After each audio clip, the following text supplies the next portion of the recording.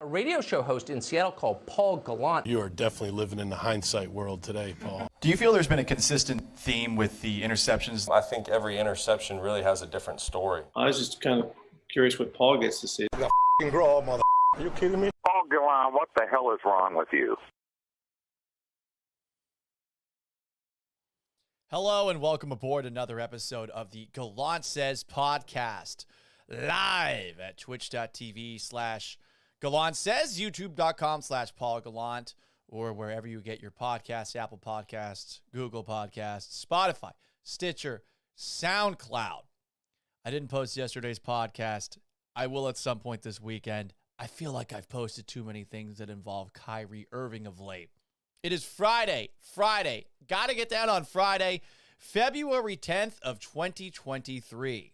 And if you are paying attention to those mean internet streets, the Houston Texans are meeting with former Cardinals head coach, former Texas Tech head coach, former Texas A&M offensive coordinator, former Houston Cougars co-offensive coordinator, quarterback coach, and offensive quality coach, Kliff Kingsbury, for their vacant offensive coordinator gig. I have a lot of thoughts.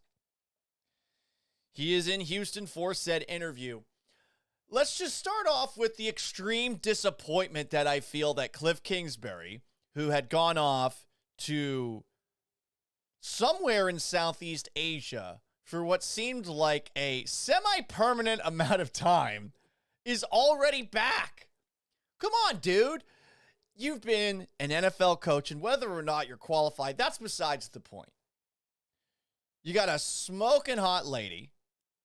You are in the tropics. You are potentially living your best life. You've made millions of dollars as a head coach. Take a fucking break. Enjoy yourself. That's what I don't get. Enjoy yourself for a bit. This is me, bro Paul Gallant, just saying, like, hey, take a break. Have some fun with your gorgeous lady. Hang out. But maybe he got bored of it. Maybe it got old. And that lends itself to the next question. Is Kliff Kingsbury the kind of person that you would want as the Houston Texans offensive coordinator?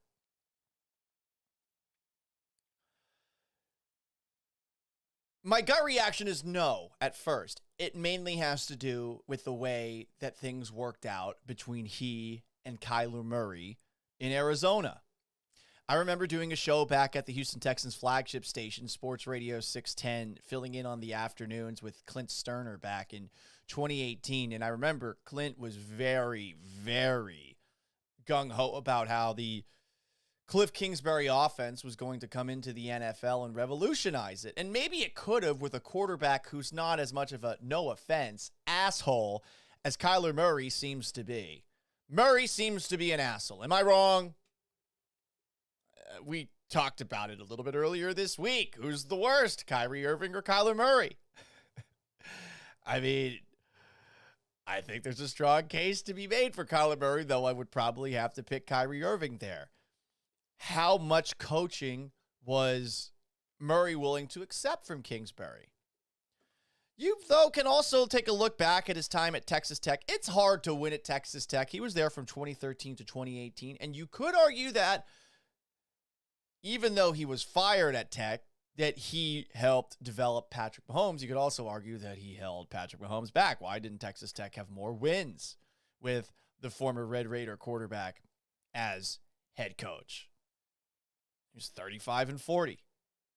You had Mahomes. Shouldn't you be better? Huh. But then go a little bit further back. Who the fuck knew who Johnny Manziel was going into the 2012 season? I did not. I remember doing a sports flash in my first year on the radio over at the Sports Radio 610. I'm Paul Gallant with your Sports Radio 610 Sports Flash, and I remember not being able to pronounce Johnny Manziel's name because it said, the story, Texas A&M quarterback Johnny Manziel arrested. For what? I don't know.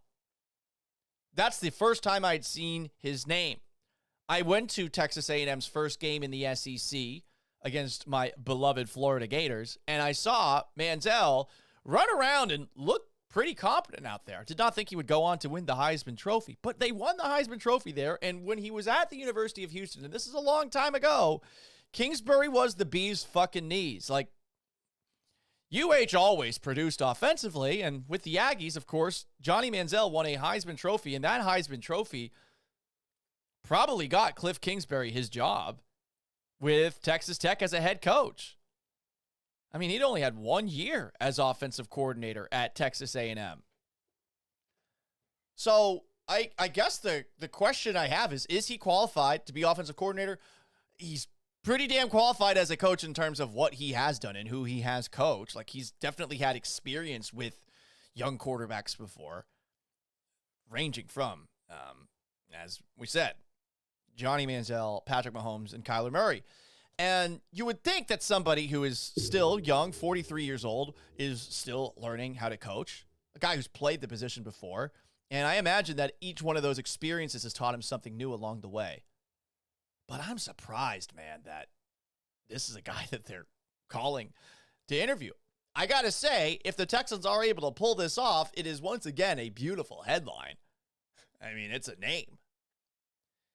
Is he more qualified than other offensive coordinator candidates out there? To be honest, I don't know that many of them, and I do think that you really are rolling dice when it comes to hiring any assistant coach, not necessarily because of their qualifications. This is going to be about how do Kliff Kingsbury and DeMeco Ryans talk with one another. I will say, having listened to the Pardon My Take podcast, I don't want to make too much out of what J.J. Watt had to say about Kliff Kingsbury, but while J.J. Watt was very curt when talking about Bill O'Brien, he said that Kliff Kingsbury is a friend for life.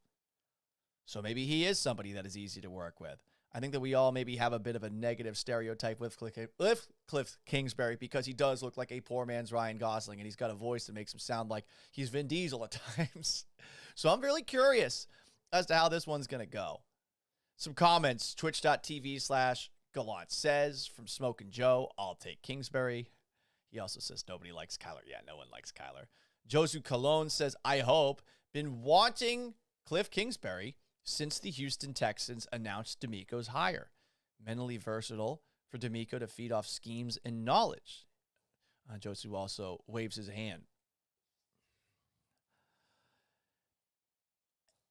There is a part of me that does wonder about a guy who is where Kliff Kingsbury is, who has been busting his ass and honestly, a situation that did not seem like it was possible to win in Arizona if he needs maybe more time away from football. Like, wouldn't you think that he would? Again, I'll go back to what I was saying at the beginning of this show. I can't believe that he is leaving his sabbatical. It is so rare for a coach to just go off and do their own fucking thing. I wish that more guys would, honestly. It is a difficult grind. Like, I remember growing up, I wanted to play in the NFL. Obviously, that didn't happen. I thought about being a coach, but I saw the grind that these people put in. I'm sorry, I'm not about that kind of work ethic. I work hard, but not that fucking hard. Some other comments about this. YouTube.com/Paul Gallant. Izzy26 Blessed says, I like it. What else do we have? Cody Plopper. Texas Tech tried recruiting Bryce Young while Kliff was there. Well, I'm assuming that Bryce Young was one of the top prospects across college football, so that everybody was. But okay, maybe Kliff Kingsbury and Bryce Young had some good conversations. How long ago would that have been, though? Would that timeline have actually worked out? He's been the head coach with Arizona since 2019. I guess it could have lined up if he had been talking, but he would have been, what, like a sophomore, a junior in high school at that point? Twitch.tv/Gallant says, if I'm looking for a wingman to chase some tail at Bottled Blonde, I'll take Kliff.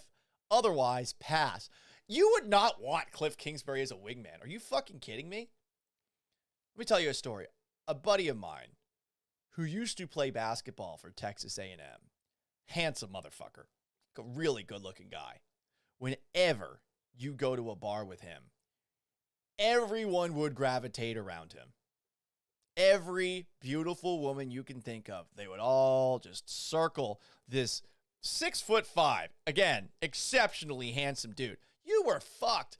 No one wants to go from the 6'5" person to the pasty 5'11" person. No one wants to do that. Largo says, I'll take Kliff's hand-me-down ass. Okay, I don't know if you're going to get that. I don't think many of the disappointed losers in the battle to get Kliff Kingsbury at Bottled Blonde or any other club are going to help you out. You got any questions or comments? Twitch.tv/Gallant says, YouTube.com/Paul Gallant as this live show continues about Kliff Kingsbury. Bring him to the table. We will discuss them. There are some other things that I did want to touch on. The Texans did hire a defensive coordinator as well. His name is Matt Burke. Matt Burke's track record starts all the way back in Massachusetts because he is a masshole. Hiring massholes. That's worked out for the Texans in the past. Bill O'Brien. 46 years old, born in Hudson, Massachusetts. Went to college at Dartmouth. Ooh, Ivy League. Forgotten Ivy League school. He was a safety there, part of an undefeated Ivy League championship team in 1996. A winner. His coaching career began in 1998 at Bridgeton Academy. I was going to Thayer Academy in Massachusetts at the time. Or maybe it was still St. Paul's Elementary. Whatever the case. I think I could have ended up playing against Bridgeton Academy when I was there. Goes on to Boston College as a graduate assistant, Harvard in 2003. And here is his track record since then. With the Titans in 2004 and 2005 as an administrative assistant, then a defensive quality control coach from 2006 to 2008. His first official title was with the Detroit Lions in 2009 as a linebacker coach. He did the same job with the Bengals in 2014 and 2015. Was Vontaze Burfict there? Did this guy coach Vontaze Burfict back in the day? That would be something else. The Dolphins linebacker coach in 2016. Their defensive coordinator from 2017 to 2018. I'm not going to lie. I don't remember that. I do not remember Matt Burke as this team's defensive coordinator. Philadelphia joins as a defensive assistant in 2019, became their defensive run game coordinator and defensive line coach in 2020. A game management coach with the New York Jets in 2021. That's an interesting one.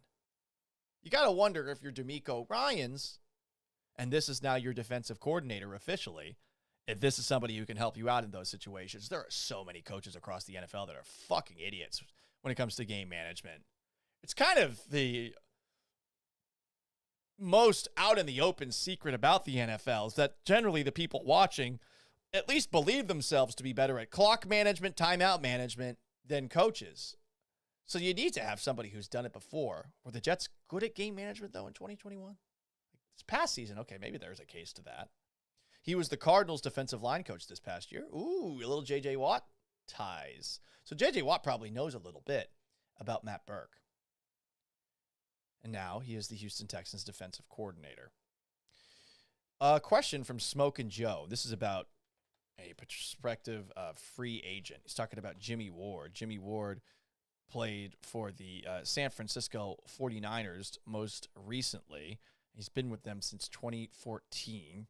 In his career, 7 interceptions, 44 deflected passes. I would like better safety play. Jonathan Owens and Tavier Thomas. Honestly, the Texans' safeties leave a lot to be desired. They do get a lot of tackles. I think Jonathan Owens was like second or third on the team in tackles or something like that. Jimmy Ward, I mean, they should try, but you're going to have to probably overpay for someone like Jimmy Ward. You're going to have to pay a loser tax. And do you think that a guy who's played for the San Francisco 49ers since 2014 is going to take a look at the Houston Texans and think that's the place he wants to go? They got to pay him a lot. And he's 31 years old. Is he still at the top of his career? That's the age where things start to maybe hit the fan comparatively. So I would venture to, if I got to go out on a limb here about Jimmy Ward, nah, they're not getting Jimmy Ward. Jimmy Ward's going to want to sign with a team that's actually good. No offense to the Houston Texans, but I mean, we all know what this is, even if there are now positive vibes attached to the organization. But there you go. So what you do know now, and if you got any more questions about the Houston Texans, youtube.com/Paul Gallant, twitch.tv/Gallant says. We do this podcast 1 to 1:30 every single weekday. You can bring it into the comment section right now.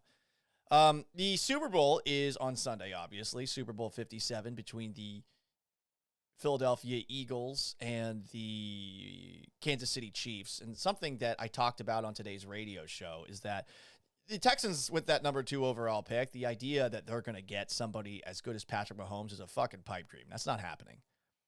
It's not. I mean, Mahomes might be the greatest quarterback ever when it's all said and done. Right now, you can't make that argument. I feel like we perhaps use the word greatest of all time way too fucking much, along with the word legend. That's neither here nor there. Mahomes is a really incredible prospect. He was a guy that was overlooked a little bit. Why did I say prospect? Mahomes is one of the best quarterbacks I've ever seen. I'll admit it. I'm not a Chiefs fan. I'm not Nick Wright, making it my shtick to slurp me some Patrick Mahomes. What I am saying, though, is that the guy's fucking awesome. And the idea that the Texans are going to get that guy with the number 2 overall pick, like, it's very, very, very, very, very unlikely. But a guy like Jalen Hurts, who could slowly, incrementally get better over the course of his career, I mean, that's like probably the best case scenario for the Texans with that number 2 overall pick, whether it's Bryce Young or CJ Stroud or Will Levis. And it does seem to be those three as the 3 potential top quarterbacks to go in this year's draft. If I had to guess who they'll end up taking, something tells me that the Colts are going to trade up into that 1 spot. I don't think the Texans are going to be willing to do it. So I feel like they're going to end up with CJ Stroud. I don't know who I want between all 3 of them. I'm going to start watching highlights and pretend like I know what I'm fucking talking about over the next couple of weeks. But I think that whoever they get is likely best case scenario to have a career more like that of Jalen Hurts to this point. So it had me thinking today on the Paul Gallant show, like, what are the traits that you are looking for in a quarterback, talent aside? I really want somebody who's been through a lot, and that's what I see in Jalen Hurts. Jalen Hurts is maybe the mentally toughest quarterback we've seen in recent memory, just given what he had to deal with when he was both at Alabama and also with the Philadelphia Eagles too, and some back and forth between he and Gardner Minshew last year. This is a guy who got benched in the middle of a national championship game, stuck around with Alabama, transfers to Oklahoma, wins the Heisman with Oklahoma, and then gets drafted by the Eagles in the 2nd round. No one's 100% sure that they're going to, actually make him the starting quarterback because Carson Wentz is there. He has never been in a situation until just now where it's clear the Eagles are about to sign him to a long-term extension, where he's been the de facto guy with 0 challengers. He's been through a lot. I think I want a guy who's been through a lot like that. Joe Burrow, same kind of deal.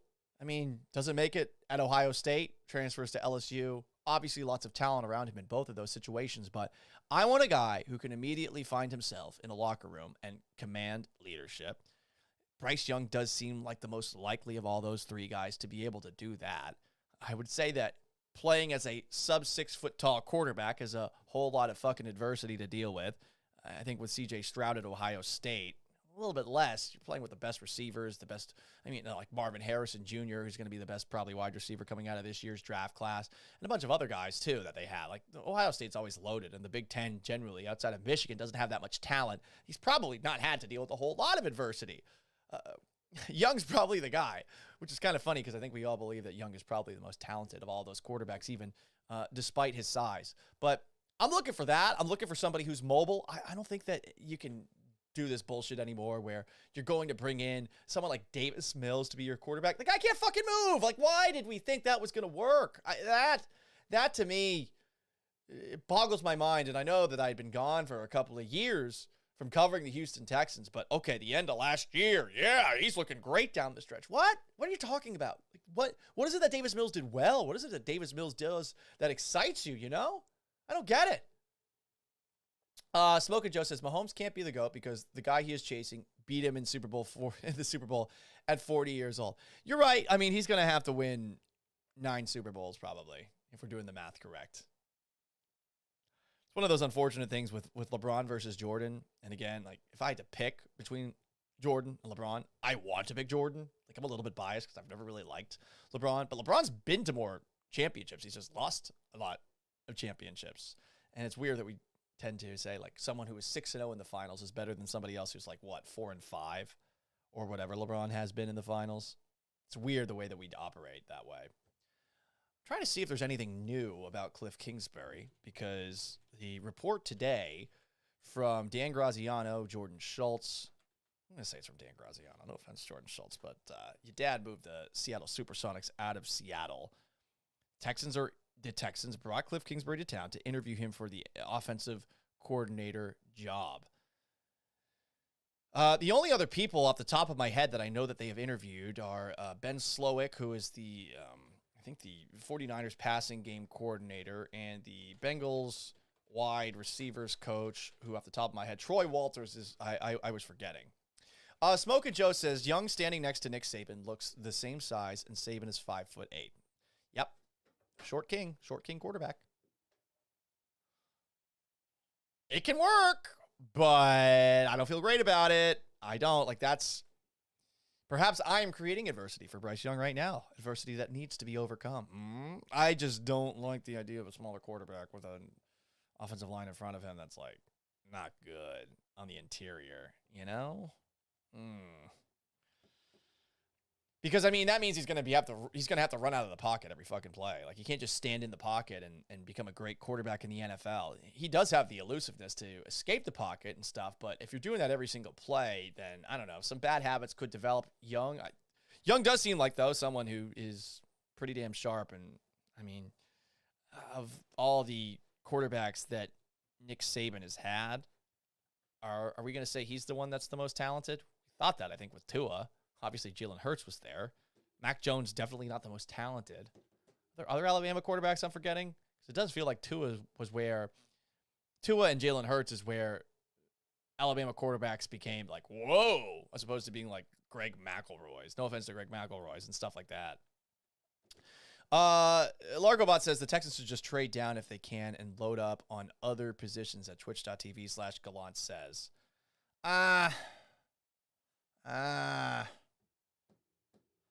No, you got to get something with that number 2 overall pick. You got to do something there. Whether it's quarterback or defensive line, I leave that to Nick Caserio. I am not married to the idea of drafting a quarterback with that 2nd overall pick.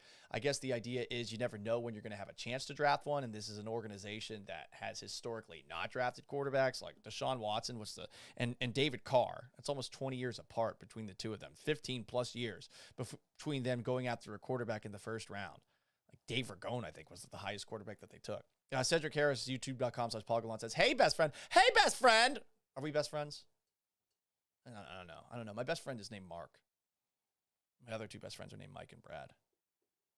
My other 2 best friends, or 5 best friends, are like Sam, Steve, Brian, Nick, Nate, Marv. And my other best friends are Dan, Judson, Ian, and Matt. How about that? Mark Berman is my best friend. Yes, Larkobot. I actually love Mark Berman. He's a very funny person. Iggy26, blessed. I think the Texans keep Pep Hamilton as quarterback coach. Oh, as quarterback coach. Well, I mean, things did look pretty good with Davis Mills when he was the quarterback coach. He seems like he wants to stay in Houston, and from what I understand, it's because his son, I guess, is playing at a high school somewhere nearby. Let me look that up to confirm on the fly. Pep Hamilton, son, high school football. Let's see. What do we got here? Pep Hamilton coaches his sons to success. Jackson Hamilton. Oh, geez, sounds like a president. Jackson Hamilton is a class of 2025 rising sophomore and potentially the starting quarterback at regular powerhouse Pearland High. The younger Hamilton has gotten a taste of the highest level of Texas high school football through his 7-on-7 team, Fast Houston. He's one of the 3 main quarterbacks for that Houston-based team, led by influential coach Roe Simon Jr. The other 2 are 5-star Willis High quarterback DJ Lagway, class of 2024, and Florida's Davy Belfort, class of 2025. Says Pep of his son, he's embraced the grind of competing in Texas high school football. Yeah, I think that they're going to stay in Texas. Cedric Harris says, I'm glad all the bandwagon are coming back. We need everybody in the stadium. As far as Texans fans, there will be a little more excitement this year. I do think, though, it's going to be a temporary thing. I think the first couple of games of the year, there will be people there, and I think they'll eventually go away, ultimately. Smoke and Joe continues, I take Will Anderson at number 2. No great defensive ends in free agency. Joseph Colon says, bye-bye. Pep and Life and Sports Talk with Jake says the whole Texans team should do the isolation retreat. Are we talking about like Aaron Rodgers one where everyone goes in solitary confinement? One of my buddies, who I mentioned in that list of my best friends, one of my buddies actually went and did an ayahuasca retreat in Mexico, and he told me about it. And from the sound of things, the non-isolation retreat, the ayahuasca retreat there's like 3 people in a room. There's a shaman essentially who has been like studying up on this stuff, the diet and all the plants that you're supposed to eat to get it one with the spirits. And basically, from what I understand about these ayahuasca trips, which I might go on myself, who knows? I'll like write it off on my taxes and say, I was trying to research what Aaron Rodgers was going through. But from what I understand, you sit in this room, it's pitch black, and you get a little bit of the ayahuasca, and apparently you are puking and shitting your brains out like the whole time while you're sitting on this like chair. So they give you a bucket. I guess you get to do both in it. It must stink in there. It's dark. It's in the tropics. It's like humid, probably really gross. But yeah, that's the way that it's set up. Cedric Harris, man, we are winning 11 games. He says at youtube.com/PaulGallant. Stop. Largobot says, just eat some shrooms or smoke some DMT and trip balls in Houston, Paulie. It's way cheaper. Sicarius23 on twitch.tv/Gallant says, please let it have been Melter. Melter doing ayahuasca? You think that guy would do that? No offense to Mike. I love Mike. Abso-fucking-lutely. No, he's not doing that. No way. Life and Sports Talk with Jake says, geez, you might as well go to mushrooms. Mushrooms are fun. Mushrooms like give you this, I'm sorry, I'm a big drug guy, I guess, but mushrooms give you this feeling of like elatedness. I've never done any of like the super hallucinogenic ones. I've only done it like 2 times, but both times I did it, I was like, like giggling the whole night.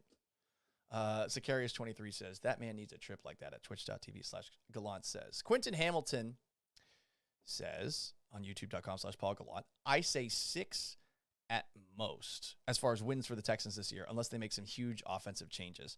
Look, they need receivers. They need real tight ends. They need real interior offensive line depth. They need real defensive linemen. They need more linebackers than Christian Harris. They probably need another cornerback opposite Derek Stingley. They need real safeties. There's so much this team needs. And yes, at times they were scrappy. But remember, it's the NFL. Like, these guys are, even if you don't like them as a team, like the best football players in the world. You're going up against significantly more talented teams, and you have that many holes. I don't see how you win when you have 2 great tackles in the trenches in Laramie Tunsil and Titus Howard, but you don't have much more than that. To go back to Kliff Kingsbury, who's being interviewed as Texans offensive coordinator, do you think Kliff will have more success at offensive coordinator? I think it's more likely. I think eventually we all figure out the limits of what we're capable of. And if you look at Kliff's track record, when he has just been an assistant, and we're talking like 10 plus years ago, because he's been a head coach since 2013 at Texas Tech and with the Cardinals. But with the University of Houston, and let me take a look at the statistics that he was there. This is from his Wikipedia page, so sorry, off the top of my head, I didn't know. I wasn't here in Houston very long while he was with the Cougs. In August of 2008, Kingsbury joined the University of Houston football staff in the position of quality control. Kingsbury was drawn to Houston through his ties with Dana Holgorsen.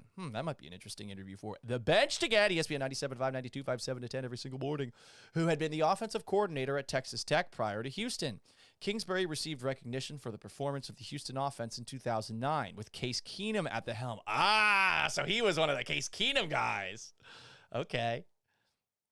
Keenum finished his Houston career with multiple Division I passing records, with Holgorsen departing to become offensive coordinator at Oklahoma State. It is funny that Holgorsen was at UH before coming back. Kingsbury was promoted to the position of co-offensive coordinator and quarterback coach for the Cougars, alongside former UH receiver Jason Phillips. Kingsbury quickly gained coach Kevin Sumlin's trust and began calling all the offensive plays, and he was the 2011 Offensive Coordinator of the Year after Houston led college football, averaging nearly 50 points and nearly 600 yards of offense per game. So then he goes to Texas Tech after a record-breaking, and by the way, Sicarius 23, Case Keenum is the backup quarterback with the Buffalo Bills right now. After a record-breaking 2011 season in which Houston led the NCAA in yards, points, and virtually every offensive category, he joined former Houston head coach Kevin Sumlin, going from University of Houston to Texas A&M to be the offensive coordinator for Texas A&M for the 2012 season as the Aggies entered the SEC. And he coached Heisman Trophy winning quarterback Johnny Manziel. They led the SEC in rushing, passing, total, and scoring offense, and were the nation's only offense ranked in the top 15 of the NCAA statistics in all 4 categories. For his performance, Kingsbury was named the 2012 Offensive Coordinator of the Year and a finalist for the Broyles Award, which is an award given to the best assistant coach in college football every single year, starting in 1996. Kingsbury at Texas Tech obviously had Patrick Mahomes playing for him eventually. But they had, statistically, great numbers offensively. Tech's always really done that. But let's see. 2015, Patrick Mahomes had 4,653 yards, 36 touchdowns. Top 3 nationally. Kingsbury in 2016, 6th best offense in the NFL, basing it off of yards. 2017, they were 16th despite no Patrick Mahomes. And then at the end of 2018, they moved on from Kingsbury. They started off 5-2. They finished the year 5-7. And that's been a trend under Kingsbury coached teams. Head coach, the second half of the year, not so good.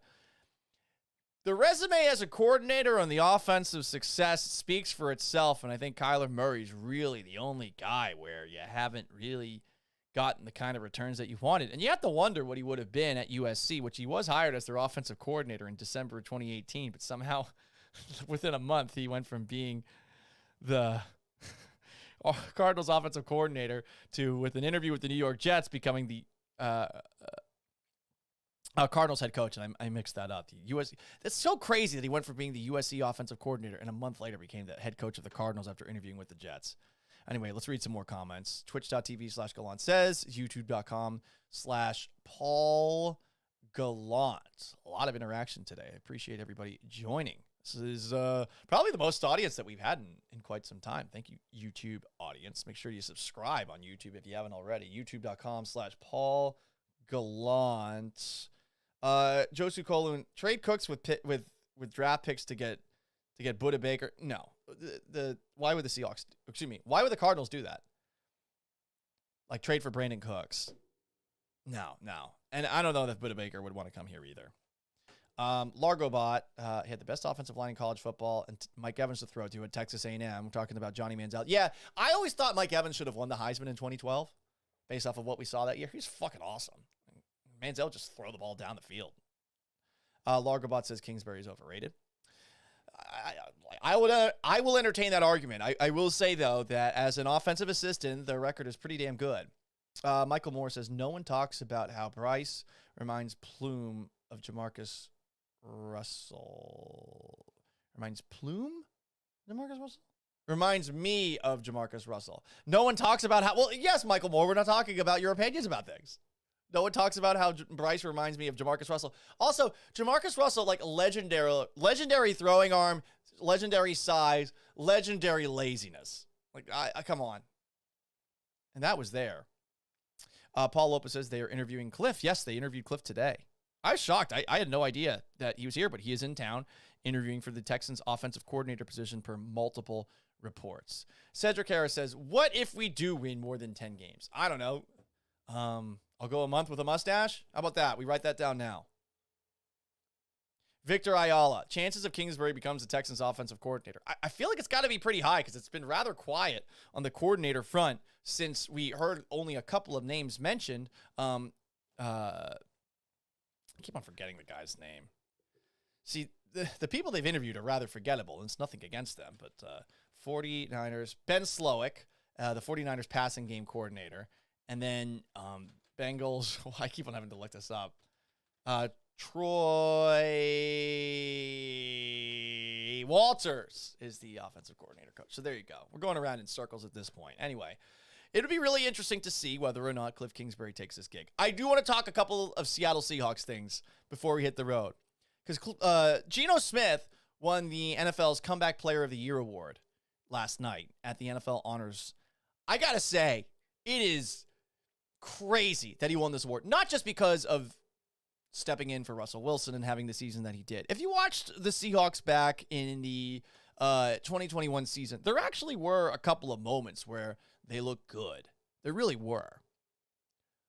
But I'm more surprised that he won this after the DUI that he had this summer. Excuse me, this past January. It's about a year ago. So let me read the report. This is from January 11th of last year. Geno Smith was allegedly a huge jerk during his arrest, with cops saying he threatened them and even told one, "You have a little dick." Smith was driving erratically, changing lanes without signaling, and during questioning, they say he reeked of booze. Cops say Smith told them he had consumed wine, wine drunk, before getting behind the wheel, and then became upset with them during the ensuing field sobriety tests. In the docs, officers say Smith argued with them and eventually decided to stop doing the tests altogether. That's when cops say they arrested him and took him back to the station, where they claim he made a comment about a cop's penis size. Oh, one of the officers wrote in the docs, "I joked with him about how my wife thinks I work too much. Somehow he said that's because you have a little dick." I said, "Wow, maybe that is the problem." Then he said, "You have a little dick. You have little dick syndrome." Smith ultimately refused to take a breath test. They took him from there to the hospital to have his blood drawn, and while at the medical facility, he refused to have it taken and became enraged, saying, "I'll fuck every one of y'all up." Another officer said Smith told them, "You don't want to see me out of these cuffs. You don't want to know what will happen." Officers say they eventually had to put restraints on Smith's arms and legs in order to take his blood. They claim the entire time Smith said that we are going to regret this and that we would all be famous for this. Smith said this in a statement after the arrest: "Being arrested brings a taint onto the reputation that is impossible to undo." Well, you undid it. Geno, credit to you. No matter what really happened, I'm asking all of you to hold back on judging me the same as you would for a friend or family member. I'll have more to say down the road and ask that you bear with me. Okay, spelled bear wrong, by the way. I gotta say, and I've said this a couple of days in a row, whenever somebody says I'll have more to say down the road, they're never gonna fucking talk about it again. Like, this is a routine. You listen to me enough. Anyone tells you I'll say more about it down the road, you're never gonna say it. You're just gonna wait for it to die down. You just want the shitstorm to move to end and for everybody else to move on to something else. So it's pretty crazy that Geno Smith won the Comeback Player of the Year award based off of that. Am I wrong? Anyway. What else do we got on the comment section? YouTube.com/Paul Gallant. What do you think about CJ Stroud? I'm not opposed to it. Like I maybe have been in the years past with Ohio State quarterbacks. He's big. He's tall. He's not a little tiny fella, a petite like Bryce Young. No offense to Bryce Young. Bryce Young is my size. I mean, let me back up so you can see on the camera. Like 5'11". I weigh about 100 and what? Checked the scale yesterday. 178 pounds. I feel like I'm a little skinny fat right now. I have major body issues, so... But anyway, I mean, Bryce Young's not that much bigger than me, so just keep that in mind. Do you think I would survive in the NFL? Of course you do. I'm a fucking gangster. I'm a fucking soldier. What? I'm Kellen Winslow Jr. here.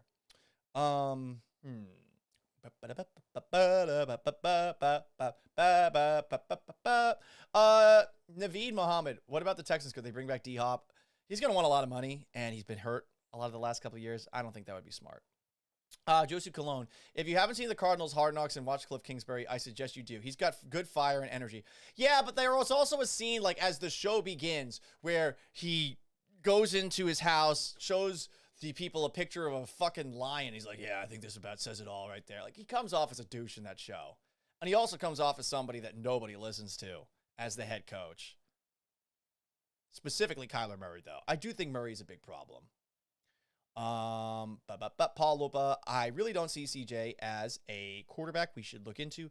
I'd rather look into a bridge quarterback and try to grab Caleb Williams next year. This is only if Bryce is gone by one.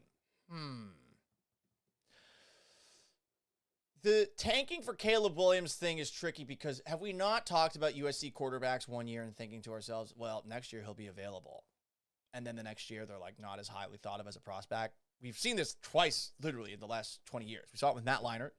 Matt Leinart went from being the consensus number 1 overall pick to being like the 10th overall pick. Matt Barkley went from being a first-round caliber pick to a 4th-round pick with another year in college. Thinking 2 years down the road is something that NFL teams just don't do either. So maybe you want to do that, but I don't know, man. USC quarterbacks, especially, I'm sorry, I'm just not into USC quarterbacks. E315, 178-pound sack of shit. Well, I am a sack of shit, so, I mean, not going to deny who I am. Cedric Harris. So what if we take this quarterback here by 1 at the gate, and he turned out to be a bust? Okay, I think you're typing things in. Perhaps the autocorrect is not helping you out. So what if we take this quarterback here by number 1 out of the gate and turns out to be a bust? Then you're fucked. I mean, that's what happens, and that's one of the tricky things about drafting a quarterback. Like, you never know. You really never know. We really that sold on Trevor Lawrence? I'm not that sold on Trevor Lawrence. I think he had a nice bounce back in that game against the Chargers, but he started off that game 4 for fucking 16 with 4 interceptions. Like, Jesus. Sorry, I'm swearing a lot. Is anyone as big of a douche as Jeremy? You talking about Jeremy Pena? Twitch.tv/Gallant says, E315, turn the tables on you. I'm standing up for my teammate. Jeremy's always been good to me.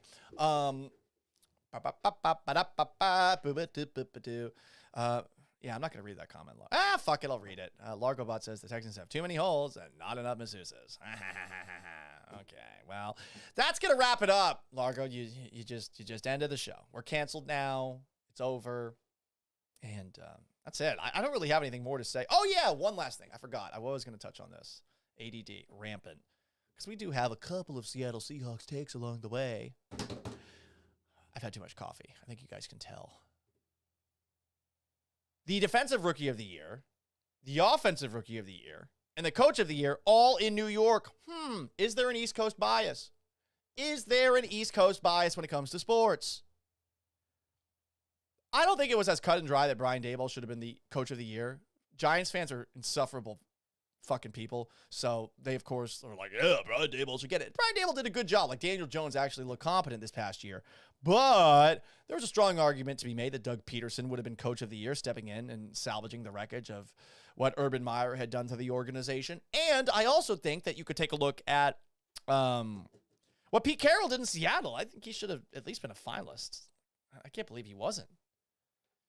I think Sean McDermott was a finalist. What? They underachieved this year. And what else do we have? Oh, yeah. The Defensive Rookie of the Year award. I am convinced that if Sauce Gardner, and it just sucks that Sauce Gardner won it, and he's the pick right after Derek Stingley with the Texans, but it was a better defense last year. I guess you can tell yourself that, and that Lovie Smith wasn't running a scheme that worked for Derek Stingley. I don't fucking know. I really don't. I think these are the lies that we tell ourselves to feel better in the future. But if you swap Tariq Woolen with Sauce Gardner, Tariq Woolen, 5th-round pick in New York, Sauce Gardner, 3rd overall pick in Seattle, would Tariq Woolen have won Defensive Rookie of the Year? Probably. I don't think people really started to notice Woolen until like halfway through the year. And Sauce Gardner, his name is fucking Sauce, like right away. He was getting a little bit of credit. I think that maybe Sauce Gardner is your Defensive Rookie of the Year, but I feel like Tariq Woolen should have had a little bit more buzz his way. It's the least coast bias, am I right? What else do we have? E315. I guess I'll go over there and see if I can get banned. Talking about the ESPN 97.5. Twitch. Izzy26 blessed. I'm down for Will Levis at number 2. That is where we stop because no, we're not doing that. Nope.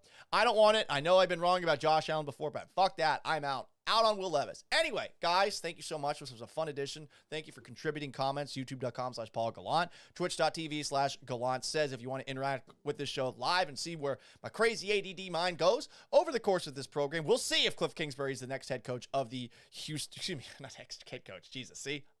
This is a Friday mode, isn't it? The next offensive coordinator of the Houston Texans. We do know Matt Burke is the next defensive coordinator of the Houston Texans. So long. Farewell. Have yourselves a wonderful Friday, a wonderful weekend. We'll be back at it Monday with a new Gallant Says podcast at 1 o'clock. YouTube.com/Paul Gallant, Twitch.tv/Gallant Says, Apple Podcasts, Google Podcasts, Spotify, Stitcher, SoundCloud. Boom! Peace.